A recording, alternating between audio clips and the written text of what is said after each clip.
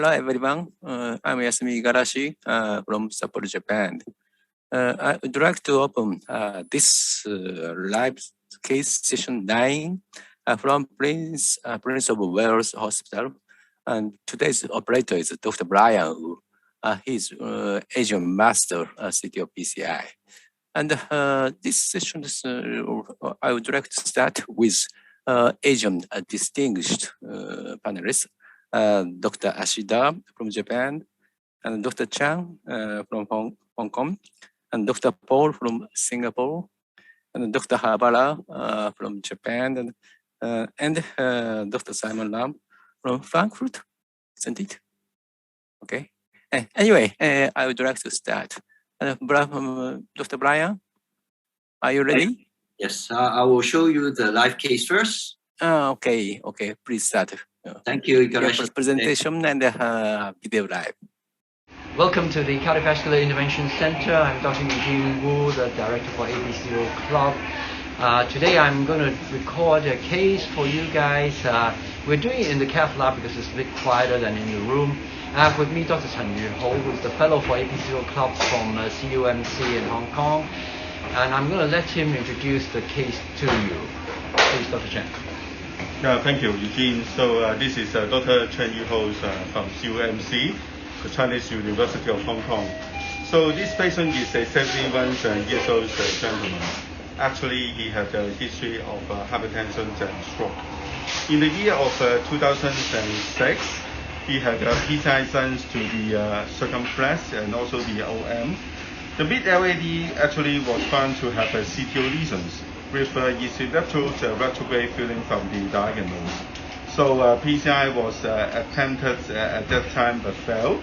So in the year of 2020, another PCI was done to the OM and also for the RCA as well. So PCI was also attempted over the CTO lesions of the mid-LAD. However, it fails against, and we can take the middle part of the LAD. There were epileptic collateral from the diagonals and also from the OMs. So this is another view. So we can see that there is a huge epileptic collateral to the LAD, but the epileptic collateral was very tortuous. So therefore, retrograde approach seems not possible in this case. So last time we initially had a lot of problems with the ambiguity of the proximal cap, and we tried to resolve it with IVUS. And initially the IVUS was difficult to read, and we thought this was the diagonal side branch was where the proximal cap started. Unfortunately, it turns out this is wrong, and after trying for a little while, we redid the IVUS because we're not getting anywhere. And we discovered actually it is not the diagonal branch that is where the cap is, but rather the drill cap is actually from the septal branch. So you can see here, we IVUSed again, and this location where the beginning of the septal side of the branch is where the true cap is. So we proceeded to wire this, and it's quite tough. We required a conquest in the end to puncture into it. I don't know whether it's in the true lumen or not, but it's definitely in the vessel architecture. And you can see as we wired, we could actually go further with the wire, and we stepped down to a UB3 wire that could go further, like so. And you can see it's quite near the distal cap, and there's still a lot of movement of this wire that creates some uncertainty as to where it's going. But eventually you can see, even with the swaying, it actually gets quite close to the distal true lumen, a little bit out of phase. So we went further with this wire, like so, and you can see we're clearly in the subintimal space, but quite close to the distal true lumen. So in summary, we have this case with very, very tortuous epicardial collaterals, which are almost impossible to go through, with no collaterals from the right, with probably ambiguous cap, but the puncture probably straight into subintimal space. And but we can get a wire next to the true lumen in the distal vessel, and that's the setup we have. So maybe you can discuss what you're going to do next. So maybe we can pause here and get some opinion from the experts on our panel, saying what you're going to think about doing in this case. So now this case is coming back for a reattempt, and we have this very difficult retrograde. An antigrade previously has gone in. Now I don't know. It may be puncture site already is subintimal.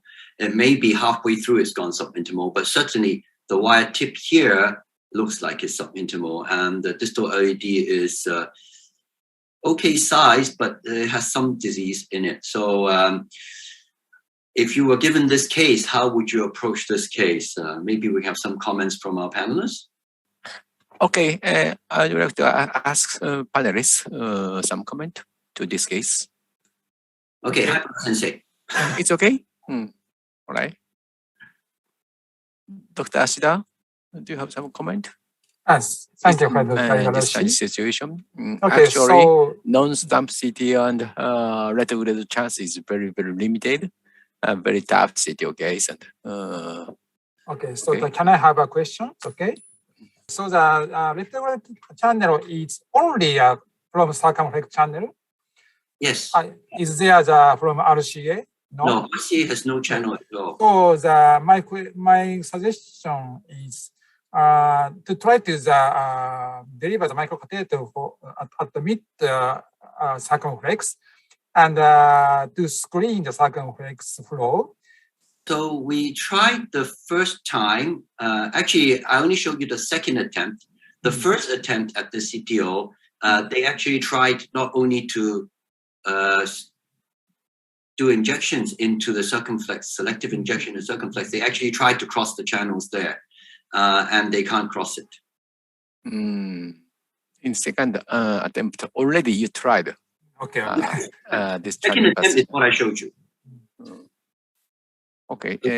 From another other panelist, are there some comment? Yeah. So yeah, Habara speaking. Okay. Please go ahead. Yeah. If this case there is no retro option, so only we have to perform only antegrade approach. So, but so the antegrade guide wire looks in the subintimal space. That is not looks outside of the vessel. So that's IBUS guide wiring is one option to negotiate guide wire to the true lumen. So that's at first, so I want to insert the IBUS with this guide wire. Okay, so we have reattempt at retrograde, but we already have one retrograde fail, and the channel is very tortuous. We have IBUS guided wiring. So as you know, recently we published the Global CTO Club algorithm. So always when I struggle with planning of a CTO, I think about the algorithm. So the proximal cap ambiguity in this case has been overcome with IBUS already. That has already been done for us. So I think the proximal cap ambiguity, we should use the previous IBUS location to puncture the same place. We could, of course, repeat the IBUS to overcome the proximal cap ambiguity. In the algorithm, of course, what is likely to happen is our wire is going to go into exactly the same space as the second attempt. So here we've gone down the algorithm side where your antegrade wiring has failed. And as you know, in the global algorithm, we divide into either ADR or to IBUS guided wiring, parallel wiring. Okay, so all options are open. This is the same as the AP0 algorithm. Will allow you to go down both ADR arm or to do parallel wiring or IBUS guided wiring. So in this case, of course, there's also a paper published by our group showing that if your first wire is in subintimal space, then ADR is preferable. If your first wire is in the plug, then parallel wire is more preferable. Yes, exactly. Yeah. So I think this case to following the global algorithm will certainly be a straight off Stingray case. So okay. I will show you what we did. Okay, please go ahead. Yeah. So I'm going to explain a little bit about the case and my ideas about it while we're getting ready to start. So we saw this case before. Previous failed antegrade, very tortuous You can see the clock is 10 past 3 at this point. Okay. Clock And that's the key point. Yeah, information, right. 10 past 3. Interesting. OM to LED apical channel, we think it's very difficult to do retrograde on. So really we are only left with the option of antigrade, and since the last antigrade wire is subminimal, probably we're talking about Stingray. So I think there are several techniques that can help Stingray to be successful. Number one, very importantly, and that's also in both the AP-CTO as well as the global CTO algorithm, and that is that if we do Stingray, we should decide to do Stingray and stick to it. So we shouldn't try a period of parallel wire and a period of single wire redirect before Stingray, because if we do that, we increase the hematoma in the vessel and reduce our chance of success. So in this case, I think I would advise that we go straight in with the intermediate penetration force wire, get to the positions that's parallel, bougie the corsair down, and then switch out for Stingray LP and just sting directly without any other wire manipulation. The second thing we could do to help our success rate is to control the inflow to reduce the hematoma. Now, the best way to do this is to put a trap liner and push it into the proximal cap and occlude flow to the vessel. And I think we should do this up front. Okay. And finally, also, I think it's also important to help reduce the hematoma is to avoid ipsilateral injection. But the retrograde comes from the ipsilateral. So what we're going to do is to put a ping pong guide and put a caravel down the distal OM for injection to fill out the LAD, so that we don't have to inject through the guiding catheter to fill out the whole coronary with contrast and increase the hematoma. So I think also finally, because the distal LAD is quite diffuse disease, I think a stick and swap rather than a stick and drive might have a better result in this case. So this is the technique I'd advise Dr. Chen Yuho to go ahead to do today, which is to try to use ping pong guides, use the trap liner, go directly to Stingray, use the injection through the caravel, and to do stick and swap it. So hopefully this is going to be successful, and we'll come back to you after we've made some progress. So I'm going to pause here. So this is the plan that we went with, was to try to go direct Stingray with this case. Of course, in the global algorithm, and it encompasses a whole world. So if you have experience in IVUS guided wiring, like Dr. Hybra suggested, IVUS guided wiring might also be a very good idea. But the same principle applies with IVUS guided wiring as with Stingray, and that is you don't want to increase the hematoma. So again, you want to wire down, bougie down, and go straight to IVUS and not mess around with other wiring and increasing the hematoma size. That will be the best success rate. So I think that is also a very good option. Go down in IVUS and guide and try to get the distal. But if your Stingray is stronger, then Stingray is also a very good option. So those are, I think, both equally allowed options in the global CTO Club algorithm. So are there any more comments from the panelists before we go on? Okay, I want to confirm one point. I think already in Hong Kong, thermo short chip type IVUS is available. Yeah, in this procedure, already thermo IVUS is available or not? Yes, this was only 2 weeks ago. Mm-hmm. The typhoon was 2 weeks ago. So yes, we have the Navifocus. Yeah, it's available. Yeah, okay. We can do IVUS guide too. All right. And as you know, I do some IVUS guide myself, but I think the first wire is intimal. Stingray would be slightly better, I think, than IVUS guide in this case. But they are very close. I mean, in our center, they are very close options. Both would be. I think if wire position is subinterval space, I totally agree to move to Stingray system. However, reselection to plaque by IVUS guided rewiring is possible. Okay, my opinion, this kind of stingray ADR system is the final option because sometimes hematoma control is very difficult. So that is my that is my style. There's one more very important thing about this case, and that is it's now 3:15 in the afternoon and 5. Okay, I understand. I think a very special situation. Towards Stingray, because Stingray is a little bit faster than IVUS guided. Okay, I don't know whether you find that, or other panelists who do both Stingray and IVUS guide, do you find that Stingray is a bit faster than IVUS guide or about the same? Are there some comment from other panelists? Okay. So this is Chen Yuho speaking. So actually, I did this case. So in the beginnings, basically we have thought about a free strategy, IVUS guide, and the other is parallel wire technique and Stingrays. And actually, we studied the case before these times.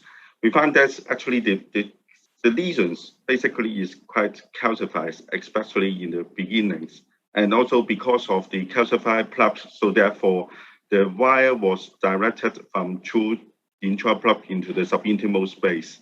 So therefore, in this case, I thought that the IVUS guide may be a little bit more difficult to be advanced into the calcified plugs because of the calcified lesions. So therefore, because we only have 1.5 hours to finish this case, so therefore, after discussions, we thought that Stingrays would be the faster ways to finish the procedure, because we can bypass the calcified plugs and we can make a punctures and from subintimal space into the true lumens. And we also expect that the wire will go into the same subintimal space again. And so therefore, we know that the wire is now above the true lumens. So therefore, we already know that we will direct the wire to make a penetration from above to below. So because of all kinds of planning, so we think that the Stingray is the faster ways to finish the procedure and can increase the success rates. So therefore, I think this is the what we thought at that time. Maybe please share your comments and suggestions. So I think Dr. Chan makes a very good point, and that this is there's some differences between Stingray and IVUS guided wiring. So if you have a body of the CTO that's got a lot of calcium and tough things to cross inside the CTO, that's going to deflect your IVUS guided wire, and you have a very nice reentry zone that's nice and soft, then Stingray obviously is better because you don't struggle with the CTO body calcium. You just go past it. On the other hand, if your reentry zone has a lot of calcium and the distal LED looks very diffusely diseased, Stingray is going to be difficult. And if your CTO body is not very calcified, then IVUS guided wiring will be better. So there are all these factors that will favor one over the other. And he's right in saying that the calcium inside the body of the CTO would make IVUS guided wiring a bit more difficult. And the lack of calcium in the reentry zone would make Stingray a bit easier in this case. So let's press on and look at the case, okay? Because we haven't started yet. Please go ahead. Yeah. So welcome back. We finished the case. Joe here did a great job. I'm going to do the talking because we are limited on time today. I'll explain that to you later. So let's go back to the beginning and let's look at the angio.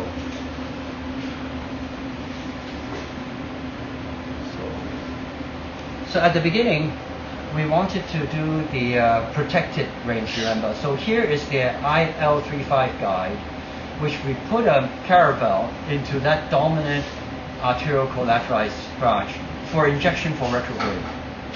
Then as we've, and this is a chart, then of course we get started with the femoral EBU 375, and we put the wire, workhorse wire down the septum. And previously, we've already done the IVUS guide last time, so we know that the cap is at the tip of this wire. So we tried to puncture, but it was not easy. We couldn't puncture with, first of all, use a UB3 wire. So we tried a dual lumen, but when we choose a dual lumen, something very strange happened. The Conquest 12 came out through the side of the dual lumen. So I'm going to stop here. So yeah, you understand what's happened. We've put a dual lumen catheter to try to puncture the cap, and we switch out for a Conquest 12-gram wire. But instead of getting the wire, instead of going towards the dual lumen port exit, when it came out, it actually came out of the dual lumen catheter somewhere in the left main. So it went into the LAD, the Conquest wire, although you put in. So I've had one time this has happened to me. So I wonder whether anybody else has had this experience. Yeah, I have same experience with confidenza micro guide wire. So so when so bending portion sometimes so goes straight to the outside of the micro catheter. Yeah. So I found it with both. So I've done it with the Crusade and I've done it with the Sasuke. So we need to watch, because sometimes you're not watching the wire coming out. So this is an important point when you're using a dual lumen and you're using a very stiff wire, sometimes it just comes out and you need to watch where the wire is. So I think that point is worth emphasizing to people who may not have used that many dual lumen catheters, and this might be a mistake they make. So let's carry on. So in the end, we switched back to the Corsair Pro, and we used the Conquest 12 to puncture. And here's the Conquest 12 puncture, and here you see we punctured in. So this is a little bit different from the last puncture. Then we stepped down to a UB3, and we found the hole, and we started drilling this UB3 down. And there was quite a lot of resistance, as you can see. So we empowered this UB3 with the trap liner that we have loaded here and the Corsair, like this. And then UB3 can go to here. Now we're doing selective injection, and you can see we're getting near. But there's a lot of resistance with this UB3 wire, which strongly suggests that it's in an intra-plug position. So this is where we got to. We can see we're very near. And at this point, we were thinking that we'll try to wire it. And we're drilling the microcatheter in, but it was very tough. I think we need to break the proximal cap, because the Corsair cannot pass the proximal cap. So you understand the problem now. So we've got the wire, and there's a lot of resistance. So I think the wire is intraplug this time. And it's got to near the distal cap.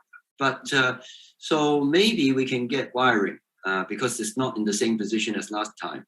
But we can't, even with the trap liner support, we can't get this turnpike microcatheter in through the proximal cap. So the decision is we're trying to debate whether we should use a small balloon and break open the proximal cap, but that will mean blood going into the CTO, or whether we should step up a wire, or whether we should keep wiring. So maybe many of you have reached the same problem in similar cases. Can the panelists give us some advice? What would you do? Who would break the proximal cap and who would step up the wire, and what options do we have? Okay. That is very important point during integrated wiring. Okay, from panelists, some of please speak your opinion. Yes, so this is guide wire is UB3. It means so the sufficient support for to deliver the microcatheter or balloon. So I try to deliver the balloon first instead of microcatheter to open the proximal site of CT. And confirm IBAS finding. Yes, I think.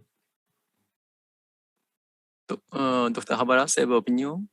Yeah, at first, so I try anchor technique with so some branch, and so anyway inserted the microcatheter to insert the CTO side. But so if failed, I use a small balloon and yeah. Anyway, try to advance some device, balloon or microcatheter into the proximal part of the CTO region. Yeah. And try to confirm that position is interplug or subintimal space. Yeah. It's okay? Yeah, that's right. Okay. Well, I'll make a comment too. I think So in the old days of CTO, anti-grade CTO wiring, there was people who say, don't break the proximal cap, you'll get hematoma. I think nowadays, most people don't believe this. Most people think you can break the proximal cap and control the inflow with a guide extension or something like that. Hypera put out a point to put an anchor balloon and turn the turnpike into the lesion. I also think this is okay, but I think you need to be careful not to turn the turnpike too hard, because especially with the Gaia wires, the turnpike and the Gaia has a tendency to fuse together if you turn them too hard, and becomes impossible to remove. So you can break the tip of these rotational microcatheters if you put too much force on them. So that's the only caution I would put on top of this. So everybody seems to agree with our strategy, so let's watch the case. So we switched out for 0.85 balloon, but here Yo's wiring skill suddenly overtaken us, and he somehow managed to wire into the diagonal. This is not it yet. It pops, you see, when we're changing.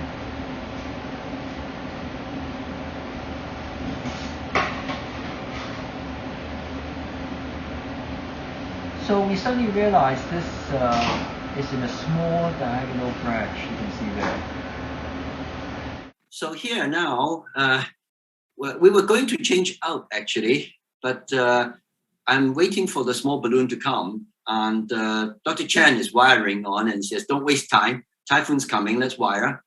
And then his skill is very good. And suddenly the UB3 popped, and it looks like it's in the small diagonal branch. So here we have another very interesting CTO teaching point. And I'd like to hear all your opinion about this. If you're doing a CTO and your wire popped through to a side branch that's very close to the distal cap, what should be the next step?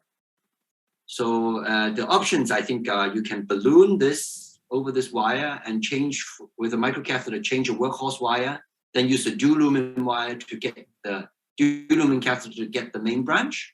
Or you can try to pull this wire back and redirect. Or you can balloon this first and then use this wire to redirect. So there are many options. Maybe I can hear the opinions of all the panelists. What would you do in this scenario? So basically, in this situation, I certainly won't remove this wire. So basically, either we use a small balloon and try to create a track and see where we are, or dual lumen catheter may be an option here. But I will leave this wire where it is. So in this case, actually, I have several experience before in these situations. Sometimes the wires can go from true subintimals and back to true. So when I do the balloon inflations, I may close the main branch because the wire was in the false lumens before joining into the true lumen of the side branch. So sometimes when I do the balloon inflations, I may close the main branch. Then at that time, I may also try to use the double lumen catheter and try to penetrate. But sometimes it works and sometimes it fails. The other situation is that the wires went through the intraplubs, or actually the wires pass through the true lumens from the beginnings to the diagonals. In such case, maybe redirections of the wire, maybe we can pull back the wire and then redirect into the true lumens. This is another option. So therefore, the dilemma is that if the wires went from true, false, true, then maybe we can use the double lumen catheter, maybe a better option.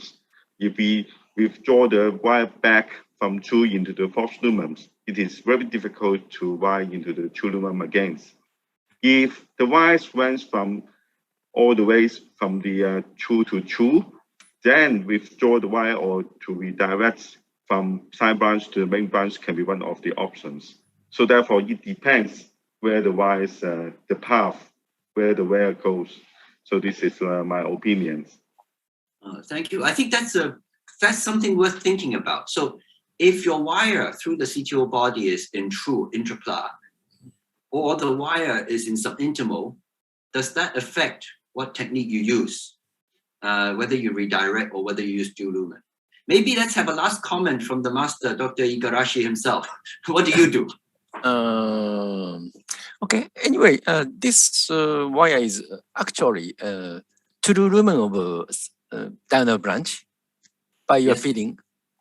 Yes, I know the angiogram too. Yeah, The angiogram okay. is coming back. Okay, true lumen. Okay, if so, maybe I will try to check. I was finding inside of plaque is intraplaque or subintimal space. That is very very important, I think. But my usual style is anyway. Intraplaque wiring is very controllable. So usually I try to continue. However, if go to subintimal space, usually the selection to select to lumen is very technically very difficult. That is my recent policy of anti-lead wiring. Okay, so you and I, we agree exactly, and Dr. Chan too. We are good friends now. So the reason is exactly that. IVUS check is important because if you IVUS check, you know where the wire position is. If Okay, IVUS check is true lumen, then redirection is not very high risk because even if you pull back into the lesion, you can probably wire. Yeah. But if IVUS check shows it's subintimal, then redirection is dangerous because if you pull back and you're in subintimal space, you won't be able to rewire. So if it's subintimal, we should use dual lumen. If it's true, we should redirect. That's the idea. No, not in algorithm, but only idea. Okay, let's carry on with the case. And so here there was a debate. I think that, I'm not sure that proximal is true lumen. It may be false. If that's the case, we should definitely not try to rewire. Because if you pull back into the proximal, you may go back into subminimal space. But if most of the proximal is true lumen, then the risk of losing everything will be less. And so we could try redirecting. So anyhow, we tried redirecting.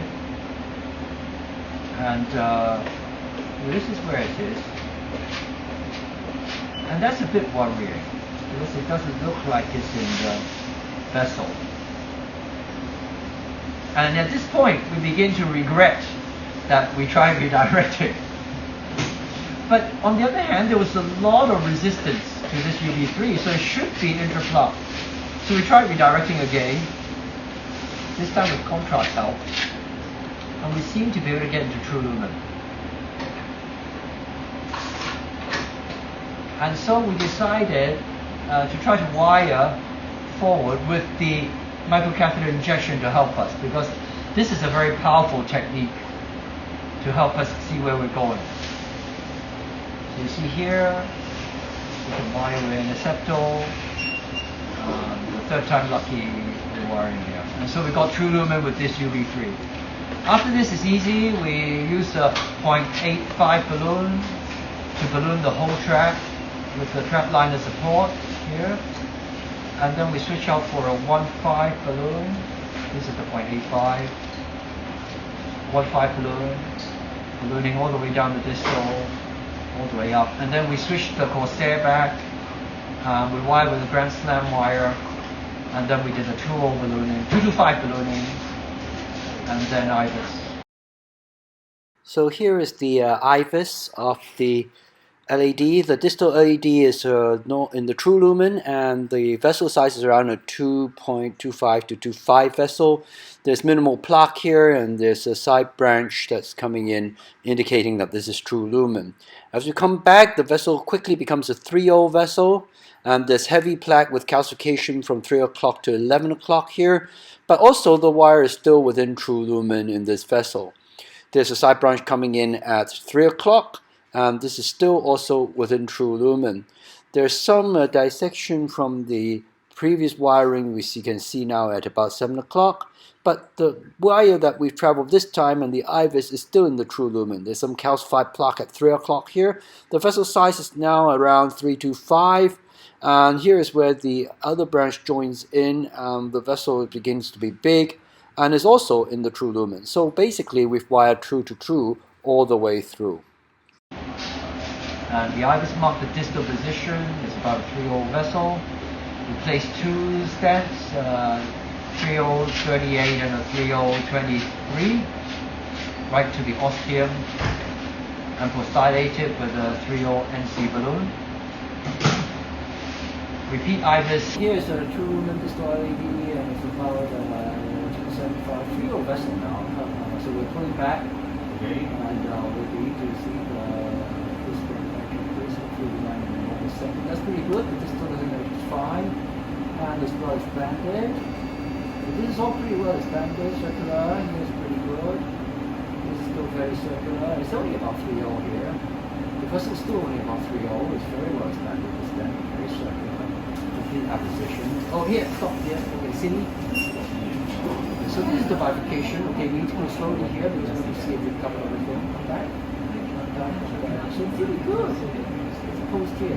This is not very long second. We can hit this harder. Let me check that we cover to the os. Oh yes, we cover to the os. So we can hit this with 3.5. Okay, good. And the proximal is quite big above the diagonal, so we've dilated this with a 3.5 or to around 20 f. So there's some spasm in the middle. We gave some nitro, and you can see it's a very nice result. So this is the final result. Thank you for joining us. A very nice case that noted. I'm sorry we did not get Stingray. His wiring skill is just too good. And that sometimes happens. Thank you very much. Yeah, thank you. Thank you so much. So you can see the clock on the wall again. Okay, very nice. Yeah, 5. Yes. 2 hour procedure. Yes, just in time for typhoon. Yeah, okay, all right. Perfect procedure. Very nice. Okay, early timing usage of IVUS is Okay, so we're right on time. very important. This kind of situation, I think.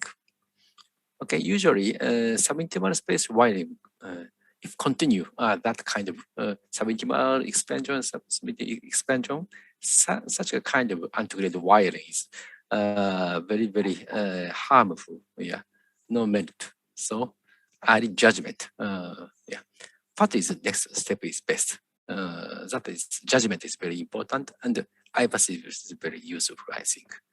Okay. So actually, I would like to give some comments. So in this case, this is the third attempt. The difference is that in this case, we use a trackliner. So basically, the guiding support is very strong. And also, because of this strong guiding support, the wirings becomes more controllable. Yeah. So therefore, it makes the procedures a success. So previously, the previous operator used the UB3 without any anchoring balloons or without any other support. So therefore, the wire controls may be less precise, and so therefore, it is very easy that the wires will be directed into the subintimal space because of the calcified lesions. So therefore, in this case, one of the key success is the guiding support. It is very important. Another thing is the wire feelings. Because I could feel the wires, there were a lot of resistance in front of the wire.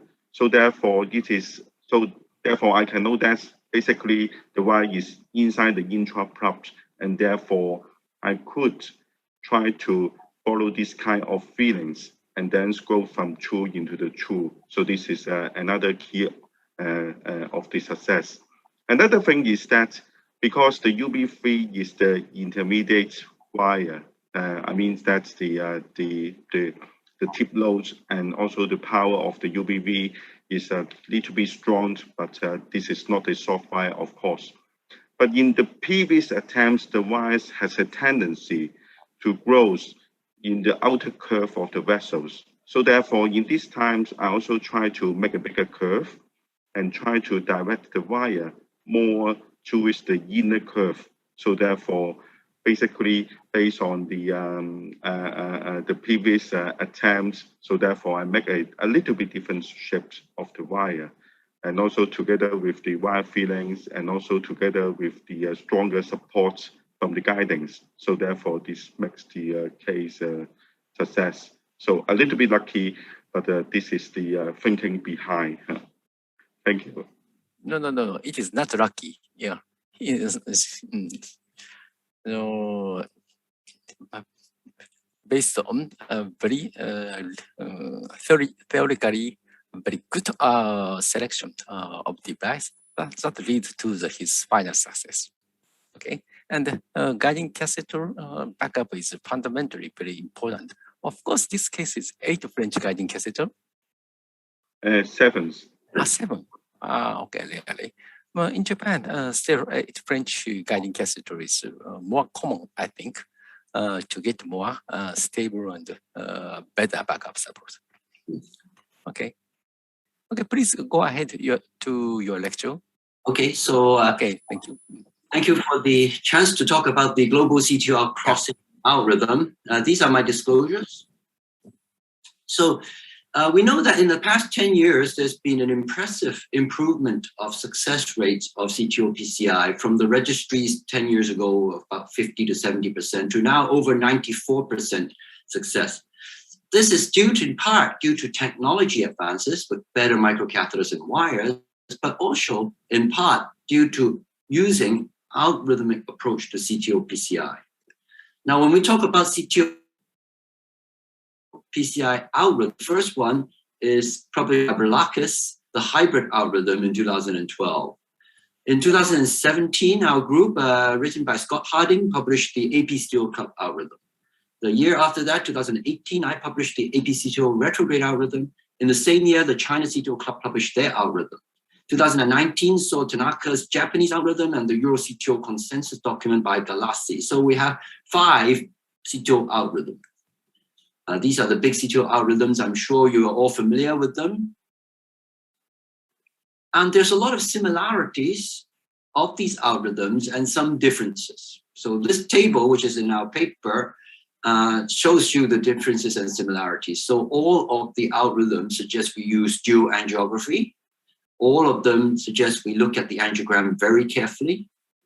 But CTCA is only present in the Chinese Asia-Pacific algorithms. ISR has no specific recommendations for the majority of the algorithms except AP-CTO and Chinese and Euro, who suggest that we use cross-boss. The solution to proximal cap ambiguity is focused on all the algorithms, and you can see the early algorithms, like hybrid, use retrograde mainly, and then Asia-Pacific uses IVUS and retrograde, EuroCTO use retrograde, IVUS, and move the cap. And that's the same techniques we use in global. Retrograde, and using retrograde to deal with distal cap bifurcation or poor distal vessel quality, and using retrograde RDR, that is the reverse cut, if the length of the CTO is long. This is all the same across all the algorithms. Okay, so no difference at all. So the reverse cut is all the same, except AP-CTO has a specific recommendation for using contemporary or what we call directed reverse cut. All the algorithms suggest we should change if we get stuck. But in terms of investment procedure, that's only present in the EuroCTO and now in the global CTO. When we should stop the procedure, originally the hybrid suggested 10 gray of radiation. This has been changed in the AP-CTO to procedure time, 3 hours, radiation more than 5 grays, or a contrast dose of more than 3.7 times the EGFR. And this is almost identical to the EuroCTO Club stop criteria. In the global, we've changed this, and I'll tell you more detail as we get nearer to that part. So what happened with this paper is 4 main authors, me, Manos Berlakis, Kambis Mayeki, and Tsutikani Sensei. Together, we wrote an initial draft of this document. We sent it to 125 authors, listed all here, from 50 countries. They contributed tremendously to this paper with more than 67 rewrites. And finally, we have this very important central algorithm in this paper. So this is the algorithm as we see it, and it's in the paper. It's also on our website, the apcto.club website. So the algorithm is in 10 points, and I'm going to quickly go over this in this 10 minutes. Number 1, dual angiography is the cornerstone of CTO PCI, should be done after giving nitro and in conjunction with CTCA.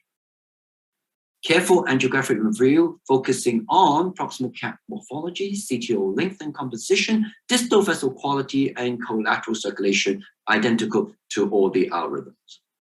Approaching proximal cap ambiguity, we can use IVUS, retrograde, or move the cap, but these are not stepwise. So in EuroCTO Club, it's stepwise. Use IVUS first.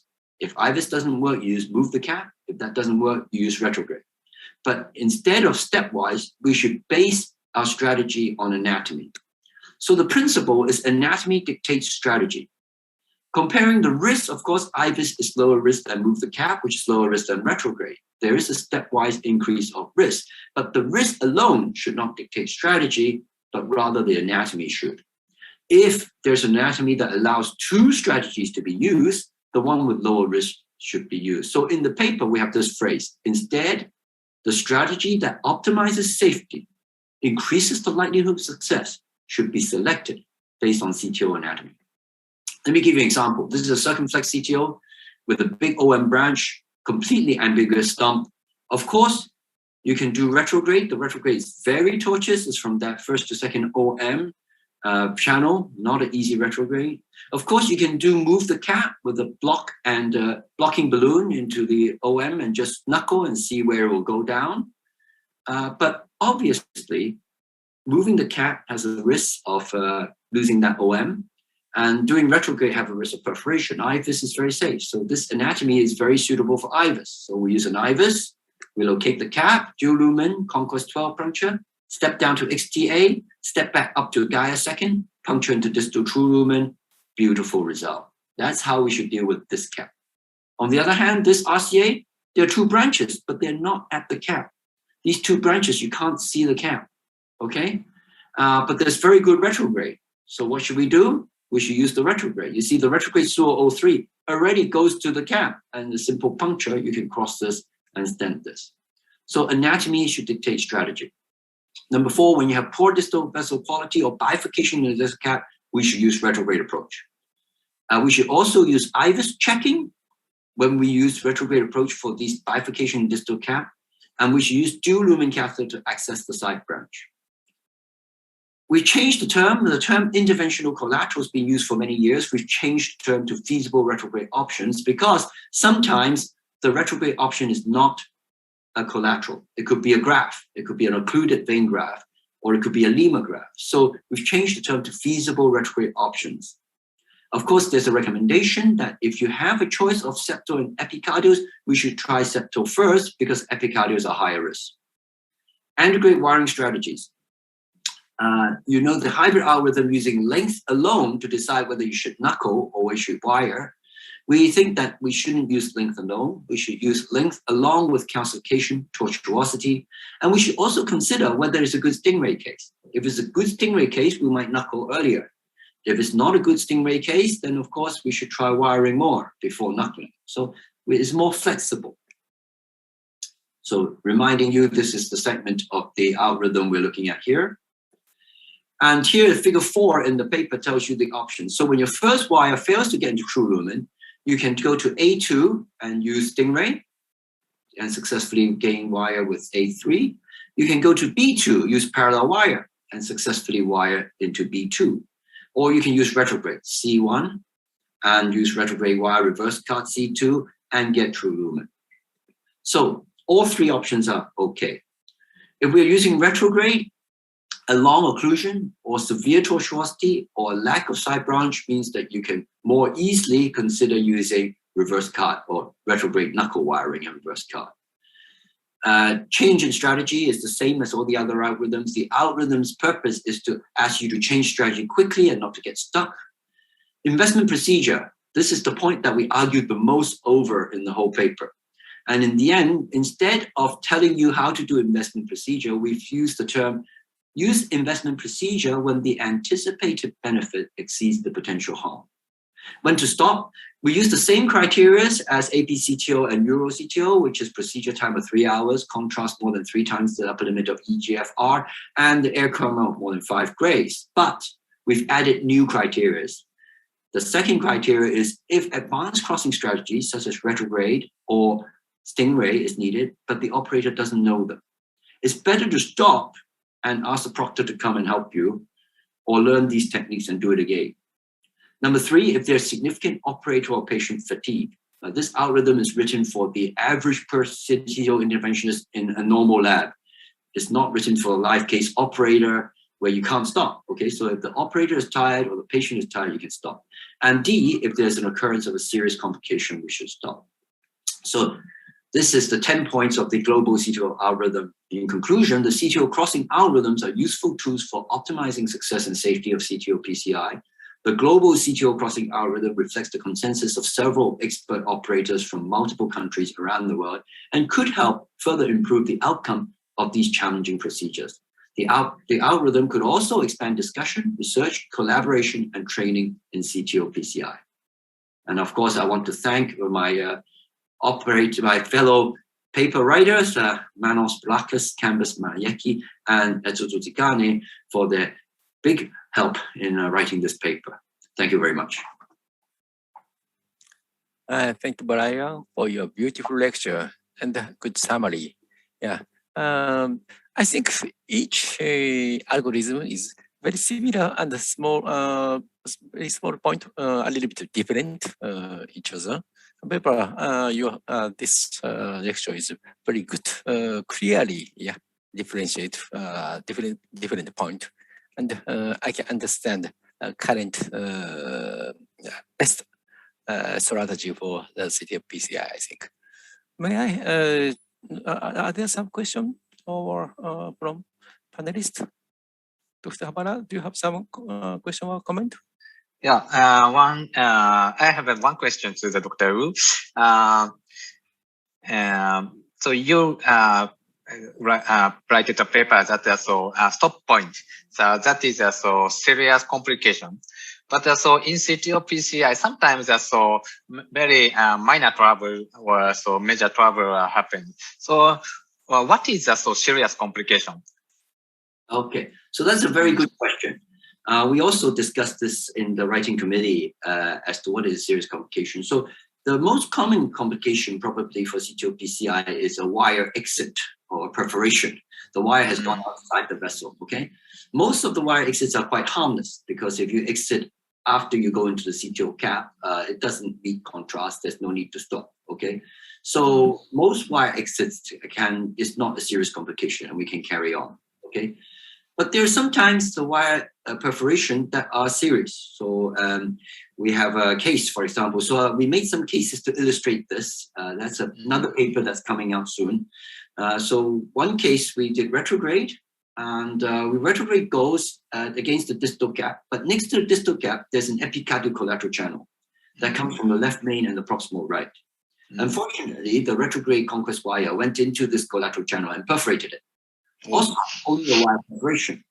But this is a wire perforation in an epicardial channel with 3 blood supplies from the left, from the right, and from retrograde. So if you need to coil it, you need to coil 3 places. Hematoma started forming on the lateral wall. Okay? So in this instance, I stopped the case. Because although it's a wire perforation, is in a position that's very difficult to seal off, and there's potential danger. So I think the thing that we need to consider is the complication dangerous to the patient? Oh, yeah. The question. So if the complication causes danger to the patient, we should stop, okay? Unless, of course, the complication has already occurred and is very dangerous to the patient, and if we don't deal with the complication, the patient is going to die. Then you need to do something, okay? Then you can't stop, okay? Many years ago, in a meeting in CCT, the operator caused a big complication. And he said, oh, I'm scared, I want to stop. And Dr. Kato say, no, you made the complication. You need to save the patient. So sometimes the complication is very big and puts the patient in very big danger. You need to carry on to get the patient out of danger, okay? So I think the essence of this is when is it dangerous for the patient? If it's safe for the patient for you to stop, you should stop. But if you already caused so much danger, stopping is going to be more dangerous, then you should carry on. Yeah. Thank you. Okay, are there any other question from panelists? I would like to ask to Dr. Paul, in Singapore, how about in your country's current situation with CTO PCI? Because CTO PCI is sometimes country by country, insurance system or the available device is very different. So sometimes strategies must be different country by country. And so my question is, in Singapore, how about the recent situation of CTPCI? So I think it's increasingly performed. So I think one of the things that we don't use very much here is the crossbow and stingray. So I understand in some countries it's not commonly used, so we have to use the other two techniques like Ivar's guided puncture or the parallel wire technique. So, but it's increasingly performed, and the algorithm has been quite used in most of us. Used by most of us nowadays. It's a useful algorithm, and I think a couple of our Singaporean people are on the on this APCTO algorithm itself. So I think most of the things that you mentioned, we have it. I think the major thing that most of us in Singapore don't have much experience with is the crossbow and stingray. Okay, thank you very much. Other comment? So I make a comment about I'll make a comment about the IVIS also. I think we only had the Navi focus in the last 2 years or so in Hong Kong. And that has really changed the way we do IVIS guided wiring. That's become much more prominent, because if you use a volcano IVIS, it's very difficult to get it down. I've used it before, but it makes such a big hole to get down, and it's so bulky that you don't want. And of course, the Boston IVIS is very long. You've got to make a very long track to get it IVIS. So before, we don't have the Navi focus. I still did IVIS guided wiring, but it's very last resort. I would only do it when I run out of option, because it's so bulky and so difficult. But now with Navi Focus, it's much easier. You just put the Corsair down. If the Corsair goes down, it will go down, and it doesn't have a long tip. So you don't need to make a big space. So with the technology that's here, IVIS guided wiring can go up in priority. But the problem is, I think the Terumo IVIS is not available in a lot of places. Only available in Japan and Hong Kong. Is it available in Singapore? Probably no, unfortunately not not yet. yet. Not yet. Yeah. So Terumo needs to work harder. Yeah. Distribute. You all can help us convince the company. I completely agree Brian's idea. So Hong Kong and Japan is very lucky for CTPCI, because Navi focus system is available. So not so make big damage to CT region by if we use early timing. That is a very important point.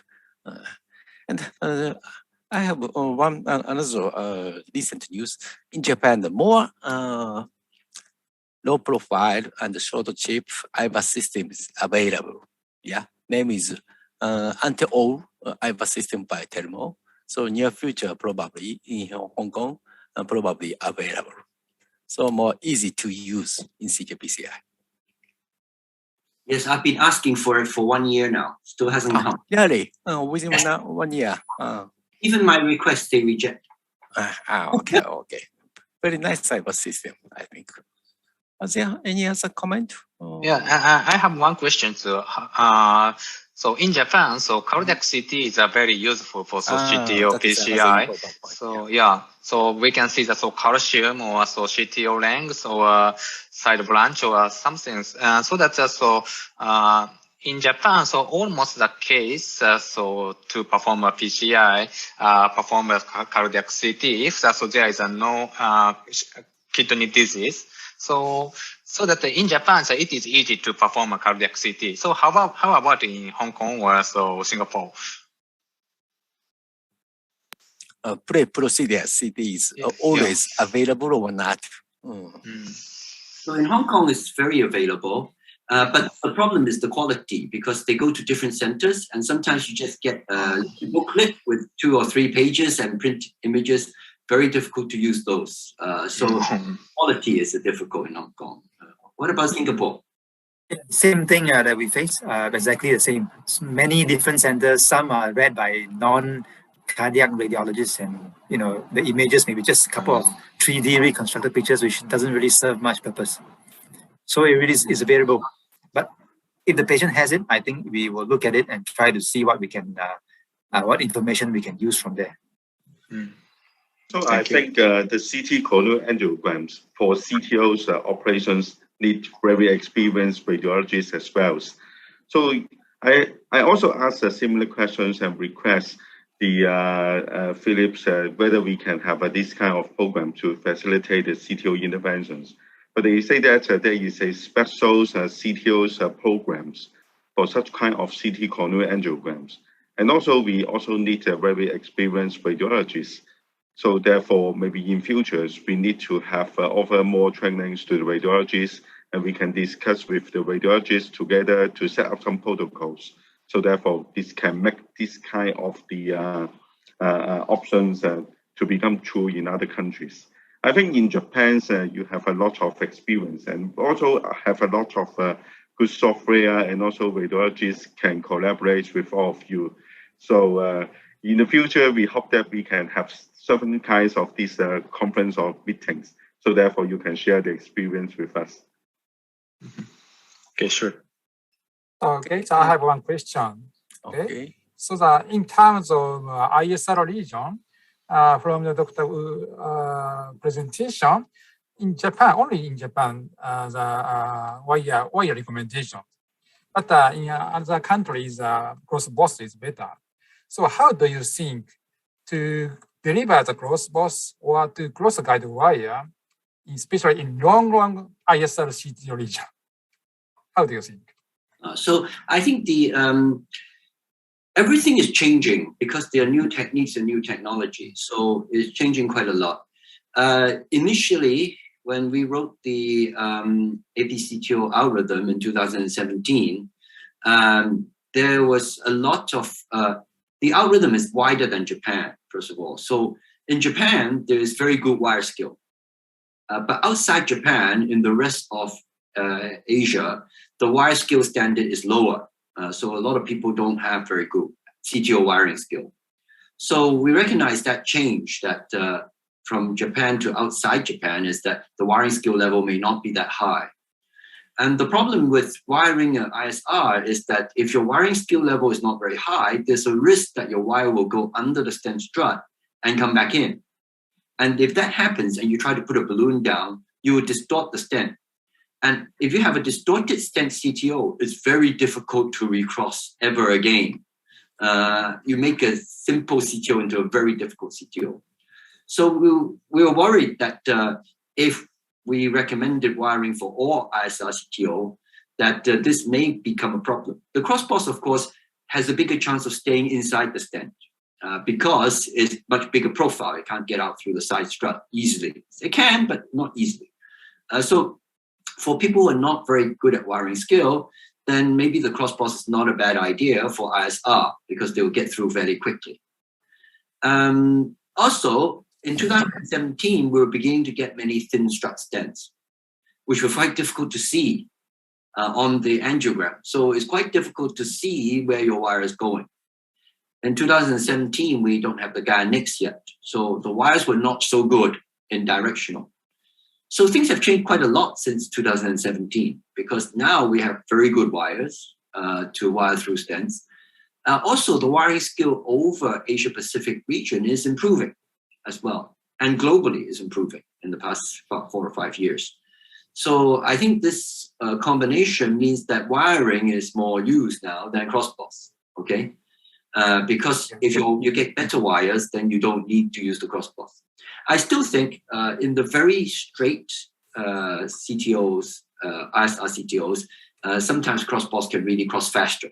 And Berlakis' paper has demonstrated that you can cross faster if you have a straight CTO with cross-boss than with wiring. So I think it still has a role in ISR CTO. Which ISR CTO is better for cross-boss, which is better for wiring? I think 90% really is wiring is better, I think. Only 10% I think is better for cross-boss. And those 10% are ones that are very straight, no under-expansion, recent occlusion, and the occlusion and the exit of the distal cap are both inside the stent. Those would be the ideal ISR for you to try to cross-boss. I think about 10% of ISRs are like that. The rest, I think I'll probably tackle with wire nowadays. Actually, ISR CTO is heterogeneous, very simple one, and occupied by fibrous plaque. Such a situation very difficult to treat. So cross box is not so useful. So case by case, very different.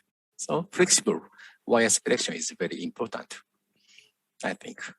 And finally, my personal opinion, CTO, Andrew, before CTO procedure, I think not always necessary, not always necessary. However, I think, for example, RCA, long CTO, and such, or calcified CTO, such a tough cases, CTO, pre-procedure CTO, CT image is very helpful. So flexibly, we should decide CT is necessary or not, we should decide. And because CT is sometimes costful and radiation exposure increase, so not always necessary. That is my opinion. So, okay. Brian, thank you very much. Please give us finally your comment. Okay, so thank you for seeing our case. It's a case that demonstrates the CTO under pressure, and the global CTO algorithm is published in the August edition of JACC this year. So I encourage you to read the full paper. The paper is available free of charge on the APCTO website. So please come and visit our website at www.apcto.club. So I thank you for all of you to join us in this interesting session, discussion of two very new things, a recent case and the global CTO algorithm. I want to thank the organizer also of Complex PCI for inviting us for this session. And of course, Dr. Igarashi for helping out with this session as the chair. Thank you. Thank you. Thank you very much. We enjoyed your presentation and very good demonstration. Next week, we have CCT. Yeah. So see you soon next week, everyone. Okay. I want to finish this session. Goodbye, everyone.